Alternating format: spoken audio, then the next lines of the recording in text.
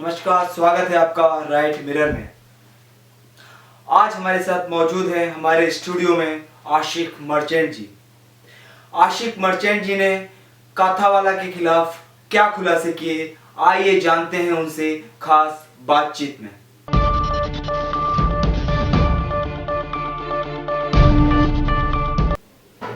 हमारे स्टूडियो में आज मौजूद हैं आशिक मर्चेंट जी। आइए बात करते हैं आशिक मर्चेंट जी से 5,000 करोड़ की संपत्ति मामले विवाद में। आशिक जी, आपका हमारे स्टूडियो में स्वागत है। आशिक जी, मैं आपसे पूछना चाहता हूं कि काथावाला ने जो कोर्ट में ऑर्डर दिया है उसके बारे में आपका क्या कहना है? देखिए, जस्टिस शाहरुख जिम्मी काथावाला ये बॉम्बे हाई कोर्ट के जज है। ओरिजिनल साइट पे इनकी पोस्टिंग है और इन्होंने एक जज की कुर्सी को और बॉम्बे हाई कोर्ट को शर्मसार कर दिया। इन्होंने वो काम किया है कि इन्होंने पूरी सोसाइटी में एक सवाल लगा दिया है कि बॉम्बे हाई कोर्ट में हम ये करते हैं। इनकी नज़र में झूठ बोलना गुनाह नहीं है, झूठा एफिडेविट फाइल करना इनकी नज़र में कोई जुर्म नहीं है, अपराध नहीं है। जबकि सुप्रीम कोर्ट का कहना है कि झूठ अगर कोई कोर्ट में बोलता है, वो चाहे अच्छे के लिए बोले, बुरे के लिए बोले, उससे केस पे असर होता हो चाहे नहीं होता हो। उसने कोर्ट में आके झूठ बोला है तो उस पर कार्रवाई होनी ही चाहिए और सुप्रीम कोर्ट ने ऐसे हर मामले में कार्रवाई की है। और जस्टिस काथावाला साहब ने इस बात को ताव पे लगा दिया कि नहीं, झूठ बोला है तो ठीक है, वो बड़ा आदमी है, उसके पास सीनियर काउंसिल्स है, एसपी चिनॉय जैसे, उसके साथ में जज का बेटा है जो मुझको अंकल बोलता है। अच्छा, तो मैं उनका साथ दूंगा अगर उन्होंने झूठ भी बोला है तो, और आशिक मर्चेंट ने अगर सच भी बोला है तो मैं उस पर कॉस लगाऊंगा। ये जो इनकी दोगली नीति है, ये समाज में लोगों को तय करना है कि ये कितना बर्दाश्त के काबिल है। और ये वक्त आ गया है समाज को अब खड़े होके सवाल करने का कि ये नहीं चलेगा। आप कानून के दायरे में रहो, कानून की इज्जत करो, हम आपकी इज्जत करेंगे। अगर आप कानून को ताव पे लगाओगे, कानून की इज्जत नहीं करोगे, हम आपकी इज्जत बिल्कुल नहीं करेंगे और आपकी जगह सिर्फ जेल है। बिल्कुल सही कहा आपने। क्या कहीं ये ऐसे जज अपनी तानाशाही तो नहीं चला रहे? क्या ये ऐसा तो नहीं सोचते कि हमने इस कुर्सी पे बैठ के जो फैसला कर दिया वही फैसला सही है, चाहे वो फैसला गलत निर्णय हो? हाँ, ये एक बहुत बड़ा, ये जो ऑर्डर है ये एक बहुत बड़ी मिसाल बनेगी ये बताने के लिए कि ये कितने बड़े तानाशाह है और ये कानून को कुछ नहीं समझते। ये इनका कहना है कि बस जो हमने कह दिया वो कानून है। जो कानून बाबा साहब अम्बेडकर ने लिखा है, जो संविधान है, जो शुरू से अंग्रेजों ने बनाया कानून है, ये कानून की कोई मायने नहीं। कानून वो है जो हम बनाते हैं, जो हम चलाते हैं। हमने जो हुकूमत की वो सही है, चाहे वो फैसला गलत हो या सही हो, उससे उन्हें कोई उनका कहना है कि जाओ आप अपील करो, ऊपर जाओ, कुछ भी करो, हमारा कुछ भी करो, हम ऐसा ही करेंगे। हम तो यही करेंगे जी। जस्टिस काथावाला ने जो निर्णय लिया है उसमें क्या गड़बड़ी है? देखिए, मैं आपको बहुत बहुत कम शब्दों में बताने की कोशिश करूंगा ताकि जनता भी ये जाने, देशवासी भी ये जाने कि मेरे साथ हुआ क्या है। जी बिल्कुल। मुलुंड में एक संपत्ति है 55 एकड़ की, 55 एकड़ की, जो महाराज सिंह की थी। महाराज सिंह के 3 बच्चे थे, सत्यपाल सिंह, रणधीर सिंह, सुदर्शन सोंधी।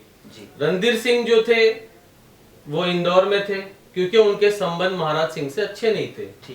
इस बात का जानकारी का पूरा लाभ उठाते हुए एक दिल्ली के रणधीर सिंह भल्ला, इन्होंने इस प्रॉपर्टी को हथियाने के लिए काफी बड़ी साजिश रची। इसमें कई मर्डर्स है, बहुत कुछ है जी। उसको बहुत शॉर्ट करते हुए इस सूट पर आते हैं जी। उन्होंने एक दावा लगाया मेरे खिलाफ जी। जब मैंने पूरा ये उजागर किया फर्जीवाड़ा रणधीर सिंह भल्ला का जी। तो ये घबराया। घबराने के बाद इसने एक हाईकोर्ट में दावा लगाया कि नहीं, मैं ही असली वारिस हूं, मेरे को मालिक घोषित करो। अच्छा, जो सूट मेरे खिलाफ था जी। और कुछ और लोगों के खिलाफ है। तो ये जो संपत्ति का विवाद था आपका, ये कितना पुराना है? ये संपत्ति का विवाद पुराना है, 80 से चल रहा है, जब महाराज सिंह की 82 में मौत हुई। जी। ये सूट में उसने अपनी एक मनगढ़ंत कहानी बनाई अलग जो कि झूठी थी, जी। फर्जी थी। ठीक। उस झूठी फर्जी स्टोरी कहानी को हमने कोर्ट के सामने पेपरों के सबूत के आधार पे पर्दाफाश किया।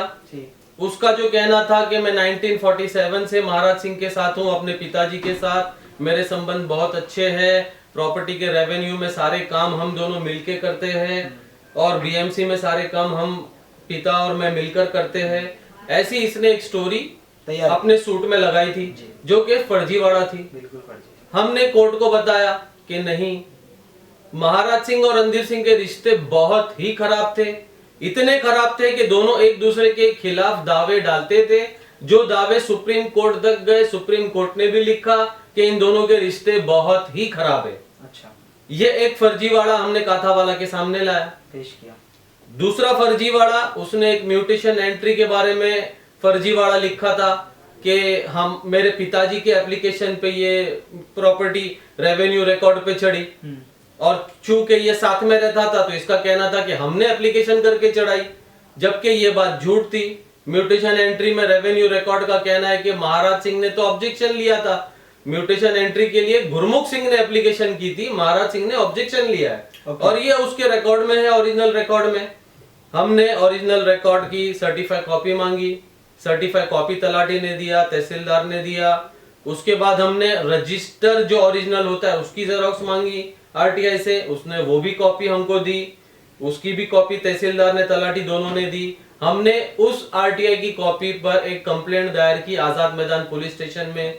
पुलिस स्टेशन ने इन्वेस्टिगेशन किया, तहसीलदार तलाटी से रिकॉर्ड मंगाए कॉरेस्पॉन्डेंस करके, वो रिकॉर्ड पुलिस स्टेशन में आ गए। पुलिस ऑफिसर जो महेश लामखेड़े थे वो खुद पर्सनल गए इंस्पेक्शन लेने, उन्होंने इंस्पेक्शन लिया, रेवेन्यू रिकॉर्ड में ऑब्जेक्शन महाराज सिंह का था। ये बात पूरी साबित हो गई। ऑफिसर का भी कहना था कि ये जुर्म साबित होता है, लेकिन ऊपर के सीनियर ऑफिसर्स ने उसको परमिशन नहीं दी। ये सब्जेक्ट दूसरा है कि वो एफआईआर नहीं हुआ, वो आज तक पेंडिंग है अभी तक। लेकिन ये बात हमने कातावाला साहब के सामने लाई, पूरे पुलिस स्टेशन के भी पेपर्स हमने दिए, सारे ओरिजिनल रिकॉर्ड्स हमने दिए। कातावाला साहब ने निर्णय लिया कि मैं तलाटी को खुद कोर्ट में बुलाऊंगा और पूछूंगा। 31 अगस्त को कातावाला साहब ने तलाटी को कोर्ट में अपने हाजिर किया। तलाटी कोर्ट में आया, एनए पाटेकर। हमने बाहर ये देखा कोर्ट रूम के कि तलाटी पाटेकर के पेपर्स जो थे वो सामने वाली फेडरल एंड रश्मिकांत कंपनी के जूनियर्स उठा के ला रहे, जो हाईकोर्ट की सीसीटीवी में होगा। जिसको सच जानना है वो रिकॉर्ड चेक कर ले और निकाल ले। हमको ये बात बहुत ही सस्पिशियस लगी कि ये क्या हो रहा है। ठीक है, हमने फिर कोर्ट रूम में इंतजार किया, तो ये चर्चा हमने हमारे लोगों से भी की। उसमें से जो किसी ने ये स्टिंग ऑपरेशन शुरू किया, क्योंकि ये गड़बड़ दिख रही थी खुले तौर पर कि कुछ हो रहा है। बिल्कुल। पाटेकर से काथावाला साहब ने पूछा कि क्या इसमें महाराज सिंह का ऑब्जेक्शन है, तो पाटेकर पहले जैसे कि वो प्लानिंग के तहत आया था, वो आनाकानी करने लगा कि ये पुराना हो गया है, पढ़ने नहीं आ रहा है, ऐसा है। इसके बाद हमने उसकी सर्टिफाइड कॉपी दी कि ये लीजिए, आपने सर्टिफाइड कॉपी हमको दी है, ये सर्टिफाइड कॉपी आपने पुलिस स्टेशन को दी है, इसमें तो आपने लिखा है ऑब्जेक्शन और आपके सिग्नेचर आप देखिए इस पे। तब वो घबरा के वो खड़ा हुआ, उसने बोला महाराज सिंह ने ऑब्जेक्शन लिया है। फिर एडवोकेट नीलेश ओझा जी ने कातावाला साहब को बोला अब आप इनको क्रॉस कर लो। फिर कातावाला साहब ने उसको क्रॉस किया तलाटी एनए पाटेकर को कि ऑब्जेक्शन कब आता है, तो उसने बोला कि जब सामने वाला अर्जी लगाता है और जब हम दोनों पार्टी को नोटिस निकालते हैं, जब दोनों पार्टी सामने हाजिर होती है तब वो तकरार करता है, तो उसकी ये नोटिंग इसमें आती है कि सामने वाले ने तकरार लिया, तो इसमें महाराज सिंह की तकरार है। जब ये बात साबित हो गई और जो पेपर मनीष बाबा ने लगाए थे कि हमारे रिलेशन महाराज सिंह के साथ अच्छे थे और हमारी अर्जी पे चढ़े, ये पेपर उसका फ्रॉड कातावाला साहब के सामने आ गया। कातावाला साहब ने उसको उसी वक्त हिरासत में लेना चाहिए था, या जो भी कानूनी कार्रवाई होती है वो मनीष बाबा पे करनी चाहिए थी, काथावाला साहब ने नहीं की। नहीं की। उसके बाद हमने काथावाला साहब को बोला तलाठी का स्टेटमेंट आप रिकॉर्ड पे लो, जो आज घटना यहाँ घटी है। काथावाला साहब ने बोला नहीं, मैं मेरी मर्जी से चलूंगा। अच्छा, ये बयान था उनका कि ये बयान था, मैं मेरी मर्जी से चलूंगा। ठीक है, हमने बोला कोई बात नहीं, हम आपको कल दे देते लिखित में कि आज कोर्ट रूम में क्या हुआ। तो उन्होंने बोला वो आपकी मर्जी है। ठीक है, हमने दूसरे दिन कोर्ट को दिया कि कल ये कोर्ट में घटना हुई। उसकी एक कॉपी हमने फेडरल रश्मिकांत को भी सर्विस की कि कल कोर्ट में ये घटना हुई, तलाठी पाटेकर ने ये बोला है, ये काथावाला साहब ने क्रॉस किया, ये उसके जवाब है और आपका पेपर फर्जी कोर्ट के सामने आ गया।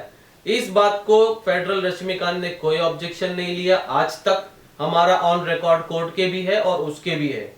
इसके बाद काथावाला साहब ने 1 महीने के बाद हियरिंग रखी, जबकि दूसरे ही दिन रखनी चाहिए थी, क्योंकि मेमोरी फ्रेश थी, पाटेकर आ चुका था, दूसरे ही दिन केस चलाना चाहिए था। काम का उन पे बोझ होगा, इसलिए उन्होंने 1 महीने के बाद की तारीख रखी। 20 सितंबर की सुबह 10 बजे हियरिंग। सुबह 10 बजे सुन के हम भी चौंके। ठीक है, हमने सुबह 10 बजे हियरिंग चलाई। 21 तारीख को भी 10 बजे हियरिंग चली। 22 तारीख को भी हियरिंग 10 बजे चली। 20, 21, 22 को पाटेकर को बुलाया नहीं गया था, लेकिन पाटेकर कोर्ट में हाजिर था। बिना बुलाए हाजिर था। ये उसकी घबराहट थी या सामने वालों का प्रेशर था, ये भी कोर्ट की सीसीटीवी फुटेज आप निकाल के आप चेक कर सकते हो कि गवर्नमेंट सर्वेंट गवर्नमेंट की ड्यूटी छोड़ के 3 दिन कोर्ट में हाजिरी क्यों लगा रहा है, जबकि उसको बुलाया नहीं गया। उसका इस केस से कोई संबंध नहीं है। उसका जो काम था वो 31 तारीख को हो चुका है। लेकिन ये भी आपको कोर्ट के सीसीटीवी रिकॉर्ड में मिलेगा, बाहर के, अंदर तो नहीं होता है, बाहर होता है, उसमें मिल जाएगा कि पाटेकर तीनों दिन कोर्ट में हाजिर था। इसके बाद क्लोज फॉर ऑर्डर हुआ। काथावाला साहब ने बोला आपके रिटर्न आर्ग्यूमेंट दे दो। हमने रिटर्न आर्ग्यूमेंट दे दिए, सामने वालों ने भी रिटर्न आर्ग्यूमेंट दिए। 5 महीने तक ऑर्डर मेरा बाकी रहा पेंडिंग। जस्टिस JN पटेल साहब का ऑर्डर बदली किया है और जस्टिस JN पटेल साहब ने जब देखा कि उनका ऑर्डर चेंज हुआ है तो उन्होंने उस पर एक ऑर्डर दिया कि ये तो बहुत ही गंभीर विषय है कि मेरा ऑर्डर कोई चेंज कर रहा है। पटेल साहब का ऑर्डर बदलना ये कोई छोटी बात नहीं है और इन्होंने ये भी किया है। उस पे भी काथावाला साहब ने अपने निर्णय में एक शब्द नहीं लिखा, कुछ नहीं बोले। और बहुत ताज्जुब की बात है कि इतने सारे एविडेंस और सारे प्रूफ होते हुए इस तरीके का निर्णय आता है। जो एक आम आदमी है जिसके पास ये सब नहीं होता है वो क्या करता होगा बेचारा। इसीलिए तो अमीर आदमी जो कोर्ट से नहीं जानता है, जब उसको कोर्ट की बात करो तो वो घबराता है। एक ब्लैकमेलर केस करता है तो वो पैसे देके जान छुड़ाता है। एक गरीब आदमी पे जब केस होता है तो वो बोलता है नहीं, मैं कोर्ट के पचड़े में नहीं पड़ूंगा, क्योंकि वो जानता है क्योंकि जब हम कोर्ट आएंगे तो न्याय मिलेगा कि नहीं मिलेगा, उससे कोई कंफर्मेशन नहीं है। तो इसलिए ये बहुत ही शर्मनाक काम हुआ है और ये सोसाइटी को इन्होंने एक बहुत बड़ा मैसेज दिया है कि आओ कोर्ट में झूठ बोलो। अगर आप बड़े आदमी हो, पैसे वाले हो, पूज्यपति हो तो आपका हम आभार करेंगे, और अगर आप ऐसे ही कोई हो तो फिर हम आपको छोड़ेंगे नहीं, आप पर जुर्माना और लगाएंगे। हाँ, तो ये अब समाज को, सोसाइटी को देखना है कि ऐसे शख्स के खिलाफ किस तरीके की कार्रवाई वो चाहते हैं और वो आगे बढ़े और कार्रवाई मांगे, और ऐसे आदमी की सजा सिर्फ जेल है।